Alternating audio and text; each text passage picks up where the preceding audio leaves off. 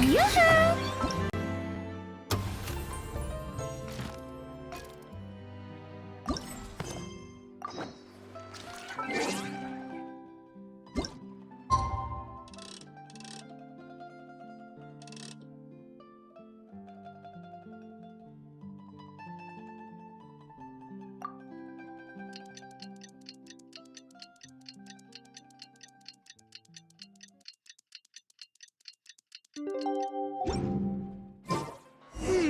We haven't seen Chevra since that night at Baptiste's place. Well, guess there's no point in worrying about it now. Let's go join up with the others.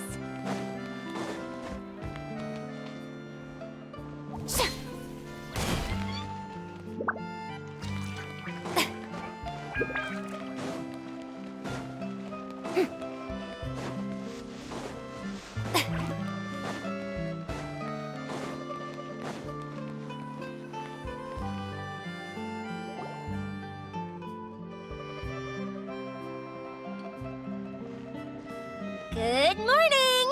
Hayaka and I were just talking about you. Is Chevra still not joining us today? Probably not. We haven't seen her either. Huh? That's such a pity. Director Farina said that we've only got a few small scenes left before wrapping up the entire thing. She even said that she'll get me into a couple scenes, so everyone will have a chance to shine in front of the camera. We were also planning on having a victory feast once we're all finished filming. You can join us, right? If only Chevros was here. I still haven't taken a photo with her. I'm afraid that can't be helped. Those special patrol folks are like phantoms when they've got a case on their hands. But to be honest, I'm even more concerned by what I read in the Steambird earlier this morning. It said that the killer in the murder case was none other than the author of the Two Musketeers. Oh yeah, I heard about that too. He came forward and confessed his crimes, but gave no explanation as to why he pulled the trigger. We didn't know about this case at all when we joined the film. Is it going to affect the reception of our work? From a pure publicity standpoint, this will draw a lot more attention to our film. I have to say, though, that no director can be perfectly comfortable with garnering attention through means other than artistic skill. To be fair, I feel like that ship sailed the moment you allowed yourself to be named as the director on our posters. It's not my fault that I'm super popular. What was that saying again? My popularity has, Sunk to an all-time low? spread to the four corners of Tibet.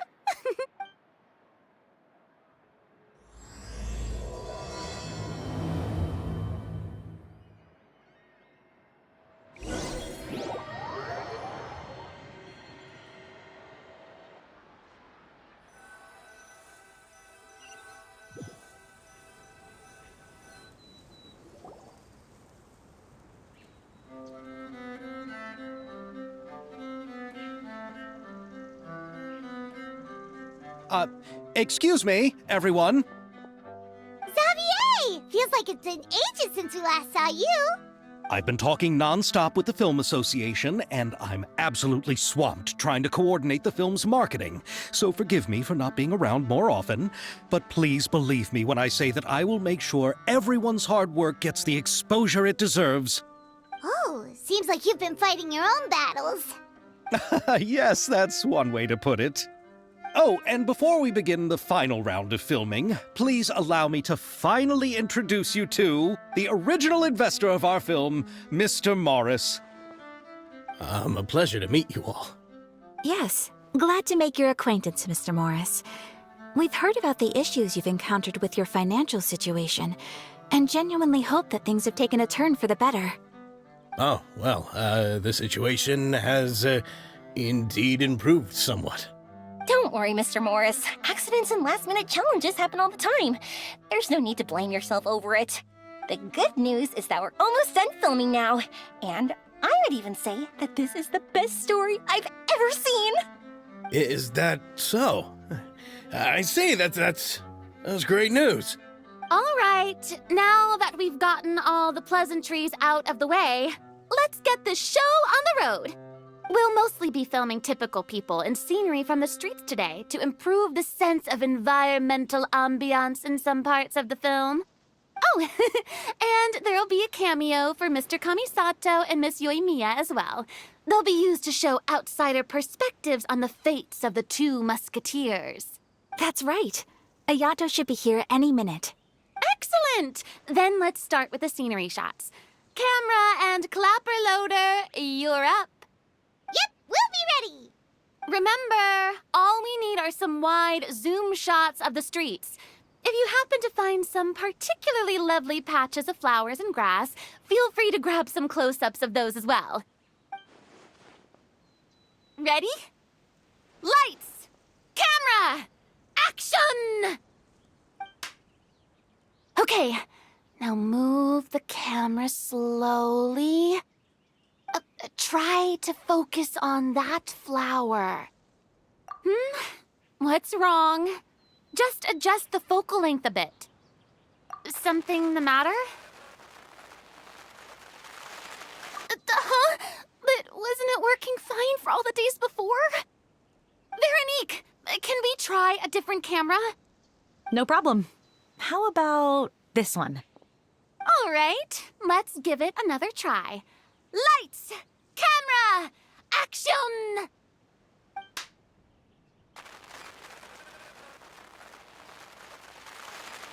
Don't tell me.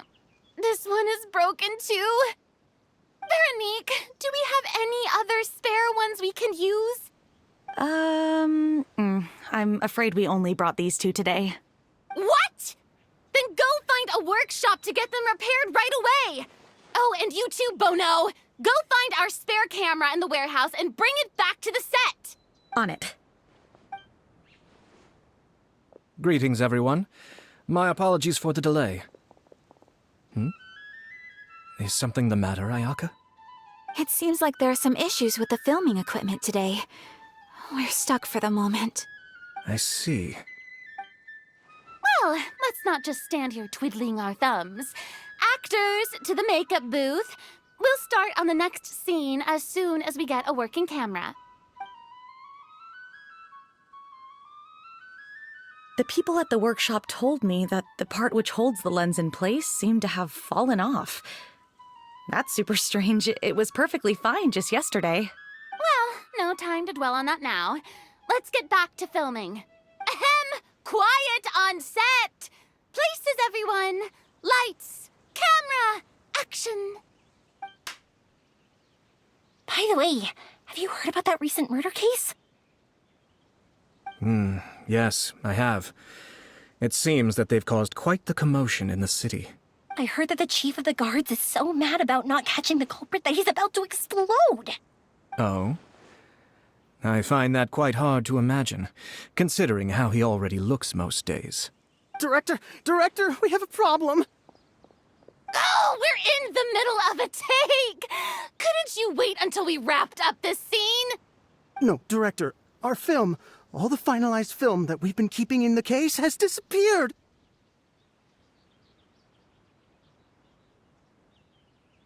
Oh, wait, well, what did you say? Mr. Bono, please take me to where the film was kept right away. I'm coming too. No, Yoimiya, you have to stay here. Oh. Okay, listen up. Everyone who's not working on this current scene can go with Bono to look for the film. Everyone else, stay put and wrap up the scene. Unbelievable. How could all these problems happen in just one day? We're back. How did it go? Did you find the film? We found it in the sewers. Huh? In the sewers? Is the film still okay? We discovered it just in time, so we should still be able to salvage it. The others are checking now to see if we lost any specific scenes. You scared me for a moment there. I nearly thought we had lost everything. I really don't want to experience that feeling of despair again. Okay, but who could have stolen the film and dumped it there? Could it be, some competitors working on other films? But if they wanted to harass us, why wait until the last day? Okay, we don't have time to really look into it right now. Let's strike while the iron is still hot and wrap this thing up once and for all. Yeah, let's finish it.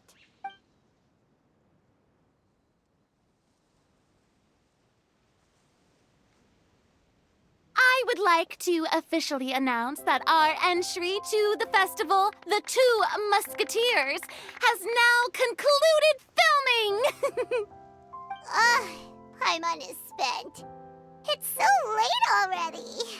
Even though the filming process proved to be extremely challenging, everyone provided valuable and unique contributions to the final product. Thank you all for your dedication and support. And just like Director Farina, I would also like to extend my most heartfelt thanks to all of you. Really, you've all helped me so much. All right, let's save the awards speech for later, and hopefully also get some rehearsals in before the real thing. Anyway, now it's time to party! Let's all make our way to the beach and have a celebration feast so loud and fun that even the blubber beast will want in. Party! Party! Paimon wants to party!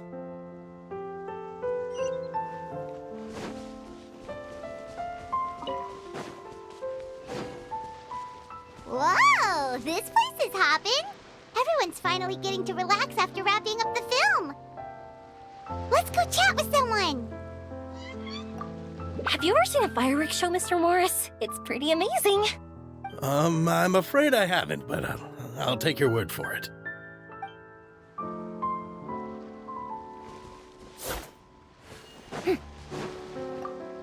Oh, this is turning out to be quite the party.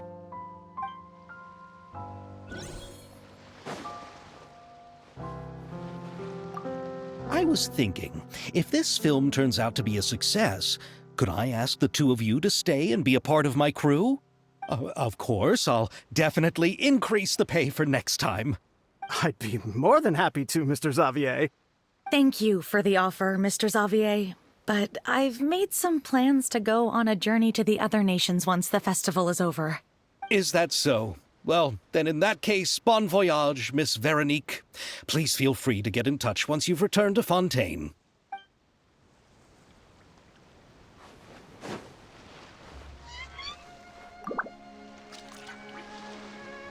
Hey, Ayato! How's your work been going?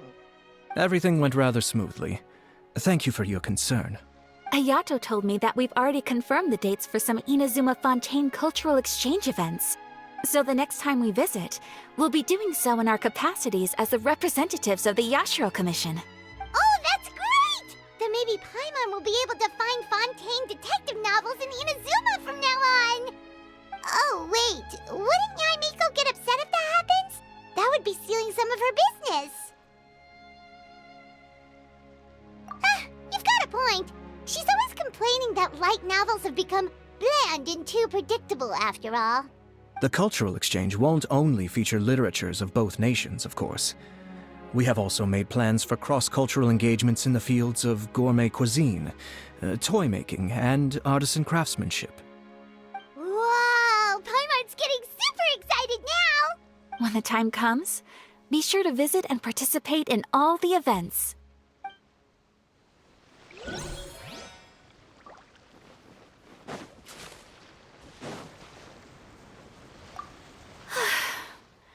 I wish we could have spent some more time here.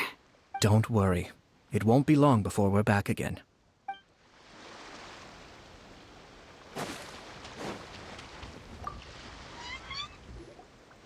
Farina! Oh, my darling clapper loader and camera operator. You've both worked really hard. Paimon thinks you worked even harder than us. Honestly, Paimon was getting a little tired of playing with the clapperboard by the end of it. Worst of all, Paimon started having dreams of you shouting, "Lights, camera, action!" into Paimon's ears. The actual dream can't even start until you've yelled that.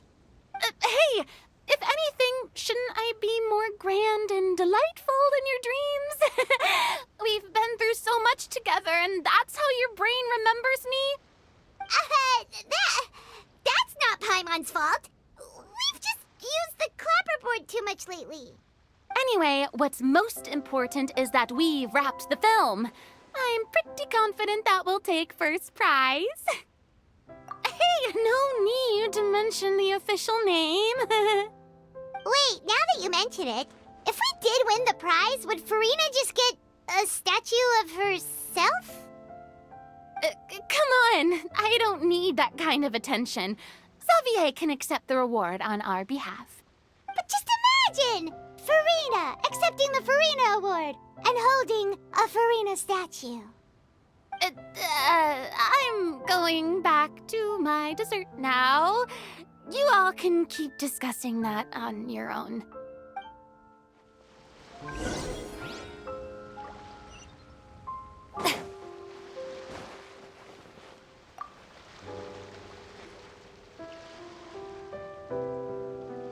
Chiori! Hey, you two. Are you not really into these kinds of big social occasions? Not particularly. But this is still better than Fontaine Fashion Week. But if this film becomes a big hit, people will definitely come flocking to your shop. Yes, that's highly likely. As long as the film can premiere as planned. Are you still worried about the case? That and all the obstacles we had to face today. You're right. It's as if all our bad luck just manifested at once. But why today of all days? No, it's nothing. We've already delivered the film to the editors, so there should be nothing more to worry about. How are you doing, Mr. Morris? You having a good time? Well, you could say that. Do you happen to know when the party is scheduled to end? Judging by how much fun everyone's having, I'd say probably not until well after midnight. Is there something that you still have to take care of at home, Mr. Morris? Oh, well, I'm just not a late night person, so I might take off shortly. Oh no! Silly me. I almost forgot something super important. Oh, what is it? I prepared a whole batch of fireworks for the party, but I forgot to bring them over from the warehouse. Fireworks, you say? Well, that's, truly a pity. Sorry things didn't go as planned. Could you help me carry them over, Mr. Morris? I won't be able to fetch all of them by myself. Me? Are you sure that you can't find anyone else? I just wanted to make this a surprise for everyone. The warehouse isn't far from here. We'll be there in no time.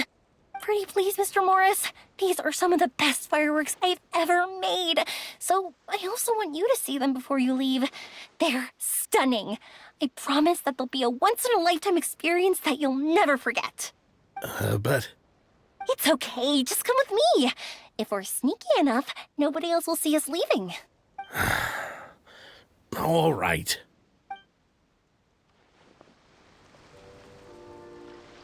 The warehouse is right over here. I moved the fireworks there in advance, so it shouldn't be too much work bringing them back. It's still a ways away from the party. Sorry about that, Mr. Morris. It's probably because I'm used to carrying fireworks all the time, so it doesn't feel like a lot of work to me.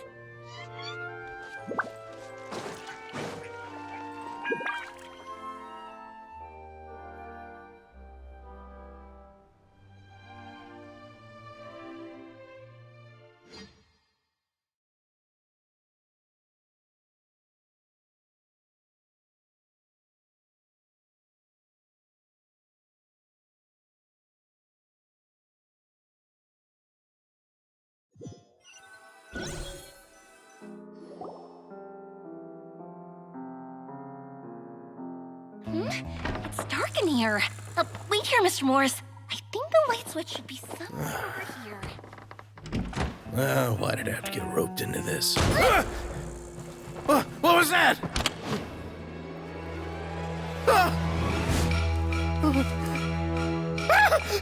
Who's there? Get me out! Get me out of here!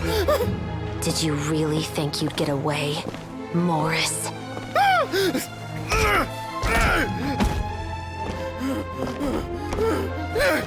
You've got the wrong guy. It wasn't me. I'm not the killer. You know, Eliza died a far more heroic death than this. She fought your assassin to the end, to save the children she had hidden beneath the floorboards.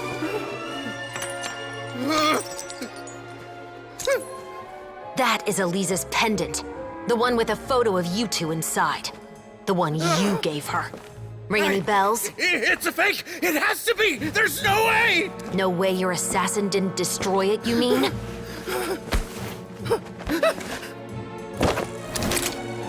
Did you ever love her, Morris? Or was killing her always the plan? No, please. Listen to me. I told Eliza to keep us a secret.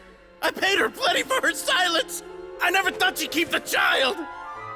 Everything was gonna come out, and I had no choice. She forced my hand. No!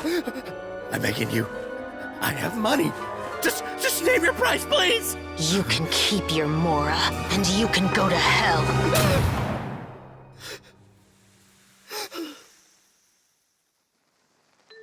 I'm Captain Shovraz of the Special Patrol. Morris, you're under arrest for Eliza's murder. Huh?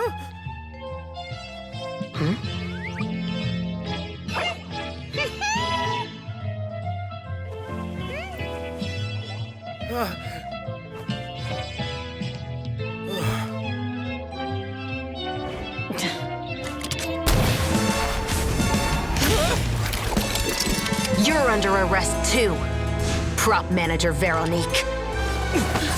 Or perhaps I should call you the Second Musketeer.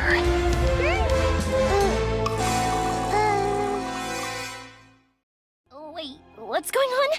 This wasn't in the script. Drop the gun, Veronique. Why? Why would you keep me from exacting revenge on this heartless monster?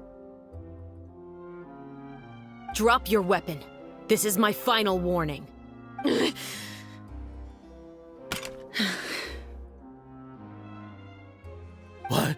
What is going on? Do I have to spell it out for you, Morris? Everything that took place just now was staged to get you to confess the truth. But this last part is all improv, of course.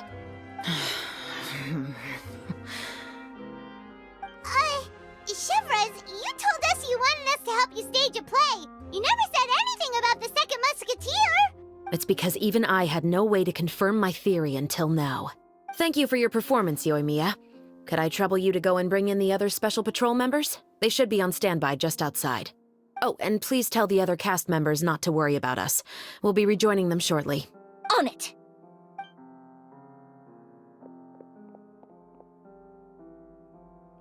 So what do you think, Morris? Care to talk about what happened 20 years ago? My patience is limited, you know. Don't force me to take you back to the interrogation room. I'd wager that you wouldn't last for more than a minute in there. With the recording we made, you have no chance of winning in court. Cooperating with us now is the most practical move. All right.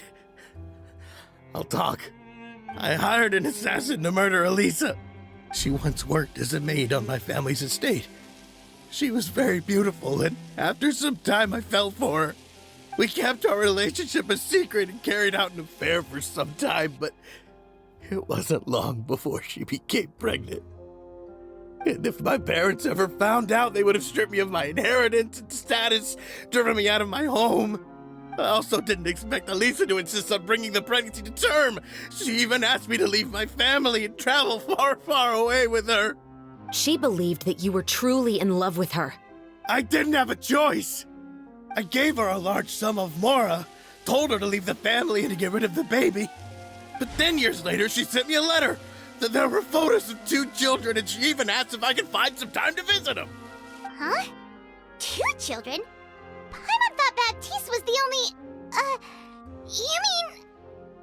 Even if she had the children against your will, you could have just ignored the letter entirely. Why kill her? I had just gotten engaged to be married to an heiress from another wealthy family. So if anyone were to find out about Elisa, my life would be completely ruined. I didn't have a choice. No. You always had a choice. You just made the wrong choice. Again. Do you know how it feels to watch your mother be killed right in front of you? My brother and I were hardly even school age yet. We were hidden beneath the floorboards, grasping each other's hands like a lifeline. We were so terrified that we didn't even know we could ever take a breath. All we could do was to watch Mother try to fight back, and then collapse to the floor. Even after the assassin left, we were still too terrified to leave our hiding spot. We thought that he might come back. It was only until the next evening when we finally climbed out and gathered around our mother. But she had already become cold and stiff to the touch. You made up your mind right then and there to bring this case to light. Not only that, we resolved to get our revenge. And that's why you became the Musketeers. No, that's why I became a musketeer. The man from before was also killed by me. My brother had nothing to do with it. I figured as much. You did? I once told these two that he didn't look like a killer to me. His confession from that night also rubbed me the wrong way. I think what really tipped me off was, how could I not feel a sense of regret in him? Huh? He confessed faster than any criminal I've ever met, but he didn't say a single word about you. He insisted that he was the sole perpetrator in the case. But after the questioning ended, I disassembled the musket we dug up from his backyard, put it in front of him, and told him to reassemble it. Wanna guess how far he got? He had no idea where to even start. He's never touched a gun in his life. Based on that, I determined that he was not acting alone. He only surrendered himself to draw our attention and create a moment of opportunity for his partner. So, I decided to play along. And as expected, the second musketeer followed us without hesitation once she saw Morris get separated from the rest of the cast. Besides, why else would he call the novel The Two Musketeers? But how did you know it was Veronique? I figured it out the moment Baptiste told me his father's name. That so-called financial crisis was all just a ruse. He just wanted to sign up as the investor and then leave the film without any source of funding. After all, he has a vested interest in minimizing the reach of this story. It's really just the same thing as what he did to Elisa all those years ago. Human scum. But then Xavier pulled out all the stops and got the film made against all odds. Morris couldn't have that. With the killer in custody, he figured it was safe to act. And so he came to visit the set today, just as I expected. Wait, so you were behind all those mishaps today? As for the identity of the second musketeer, I assumed they'd probably stay close to Morris and look for an opening. And if they already knew that Morris was the film's investor, then that narrowed the list of potential suspects as well. Furthermore, being the props manager would allow the culprit to avoid scrutiny by purchasing mechanical parts in the name of the crew. With that hypothesis in mind, I went back to check Baptiste's orphanage adoption records. Guess whose name I saw on the same page, just a few lines from his. My brother. He trusted you. As in, he trusted me to perform the deed on his behalf? He trusted you to stand on the side of justice. I am. I thought you could do it as well. Oh, the look on your face when you told him to go to hell. I really thought you'd put a bullet in his brain. You know what he has done. Are you telling me that you'd rather see him spend the rest of his life living like a king in the fortress of Meripede? I will never be able to forget the feeling of my mother's cold, lifeless hands. And you would call this ending fair? Is this what you call justice? I won't lie, Veronique. I did hesitate when your brother first told me about the truth. I wondered. I agonized over whether I should really put a bullet in his head. So why don't you? Because that should never be how justice is carried out in this world. Perhaps, to you, justice is simply reciprocated. An eye for an eye, and a life for a life. But everyone has their own understanding of justice. If everyone were to pursue their own definition of it, there would be no more order in this world.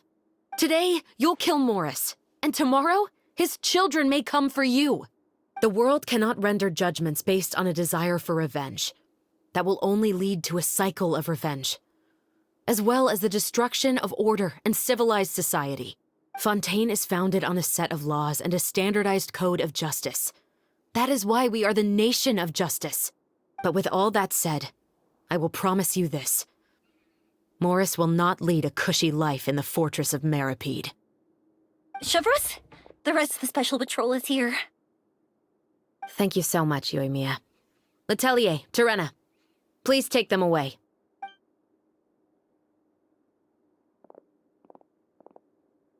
I still can't agree with your reasoning. I know. Justice has not been delivered. At least, not today. Chevreuse. Let's go. We should give an explanation to the crew. Thank you for your concern. I'm fine. I'm just thinking about the things in life that have driven people to take justice into their own hands.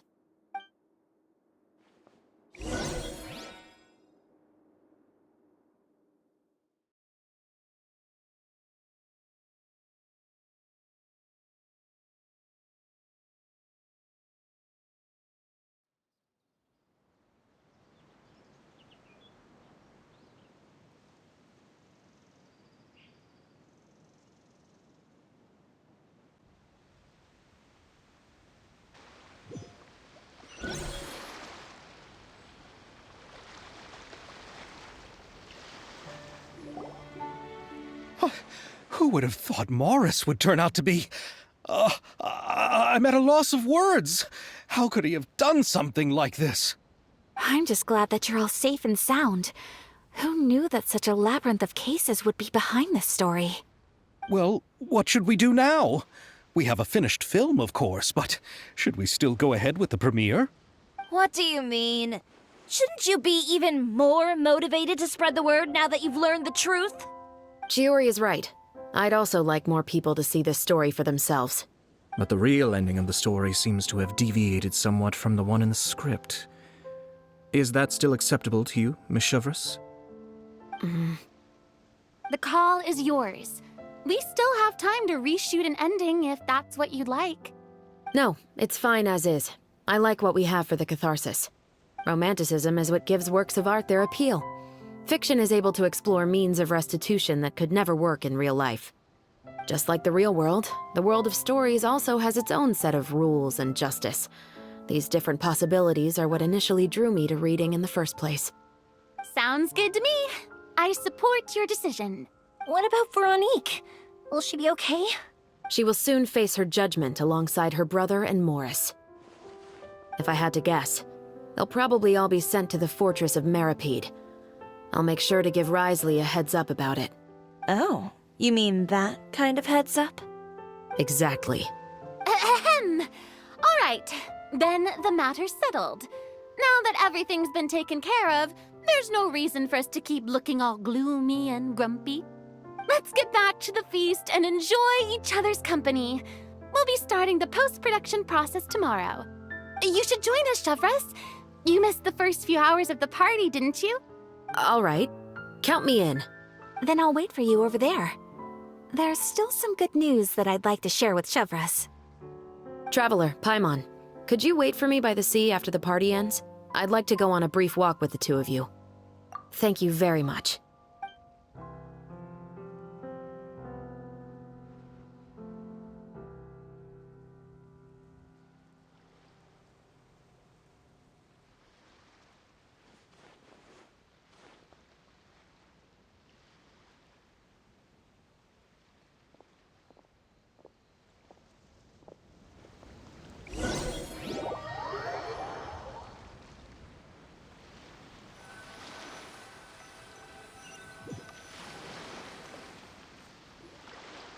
Sorry for the wait.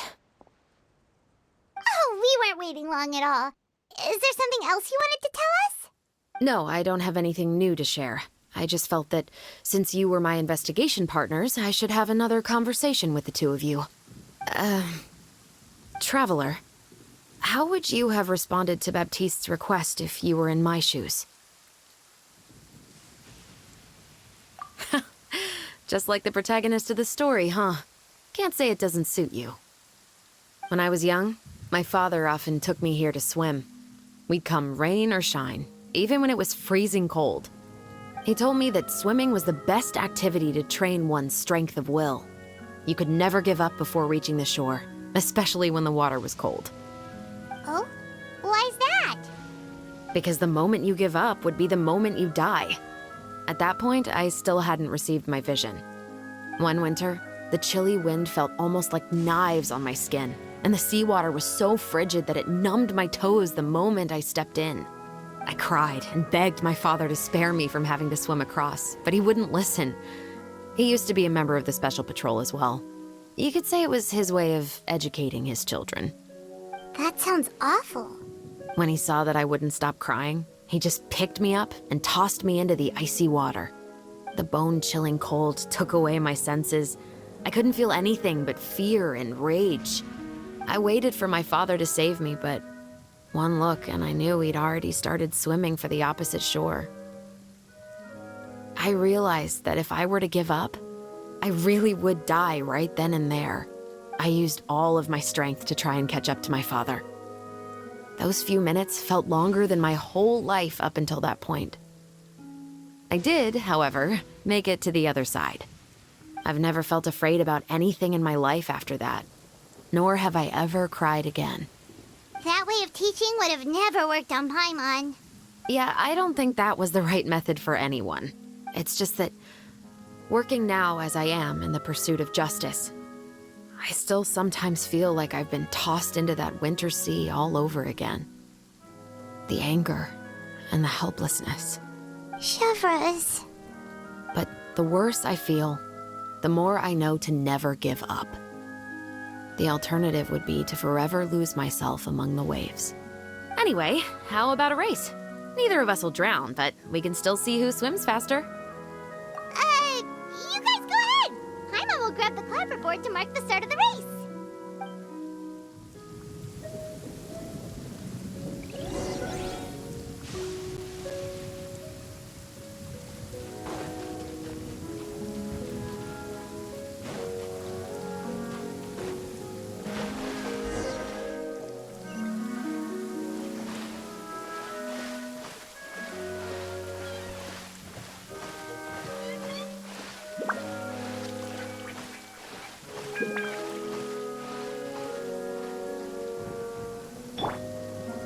Stop right there! Some criminals try to use the sound of thunder to conceal gunshots, but that trick doesn't fool my ears.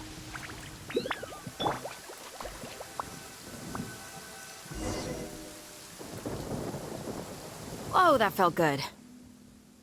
You were so fast in the water, Chevres. You were swimming even faster than Paimon can fly. So, about the Special Patrol, did you join because of your dad? Partly, but I'd say I was more inspired by the heroes I read about in stories growing up. Oh, so it's due to your love of stories. Of course, it was only after I joined the Special Patrol that I learned that truth is often stranger than fiction. Come on, let's walk a bit more.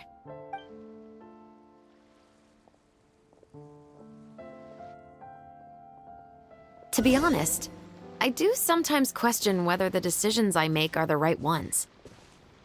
But I know that no matter what, I must keep swimming. Because the only thing I've got my eyes on is the shore in the distance.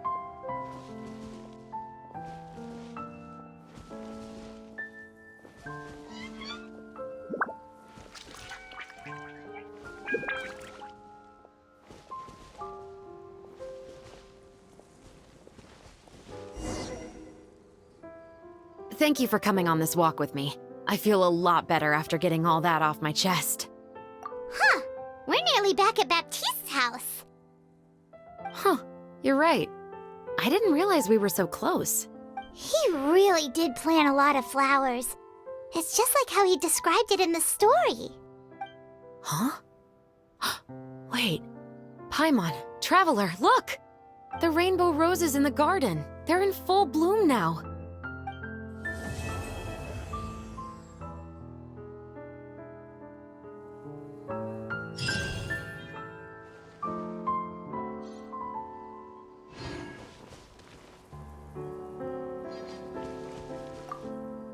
Even though it's a bit late, I must thank you for investigating this case with me. Not on behalf of the Special Patrol this time.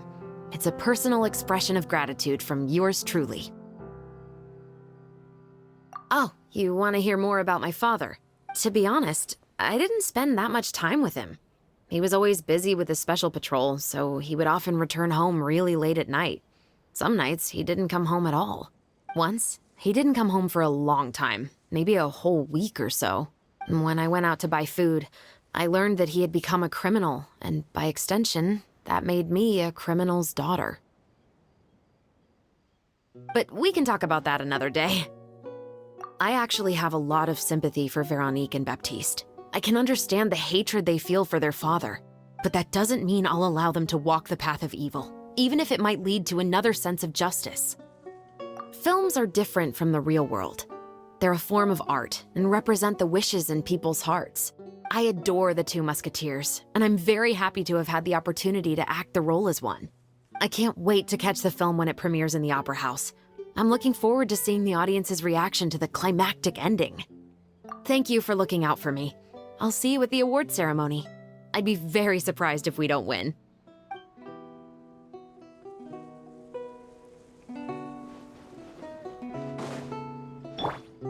Smile! Another test subject. Everyone hold hands!